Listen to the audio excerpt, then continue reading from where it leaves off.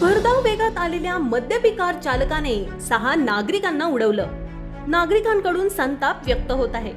अंबड येथील मोरेमळा एकदंत नगर मार्गावर शनिवारी रोजी सायंकाळी 7:30 ते 8 वाजण्याच्या दरम्यान ही अपघाताची घटना घडली। यामध्ये एक 6 वर्षाची मुलगी किरकोळ जखमी झाली आहे। अंबड येथे मोरेमळ्याकडून एकदंत नगरकडे जाणाऱ्या मार्गावर हा अपघात घडला। कार चालक वेगाने कार चालवित असल्याने त्याने रस्त्यावरील 5 ते 6 नागरिकांना धडक दिली। नागरिकांना जखमी करत कार चालकाने 4 चाकी पुढे नेली, त्यामुळे कारची नंबर प्लेट रस्त्यात पडली। त्यावरून उपस्थित असलेल्या नागरिकांनी अंबड पोलीस ठाण्यात कार चालक विरोधात तक्रार दाखल केली। या अपघातामध्ये रंजना खेत्रे वय वर्ष 39, शिवण्या खेत्रे वय वर्ष 6, उमाकांत पाटील वय वर्ष 32 यांच्यासह इतरही नागरिक जखमी झाले।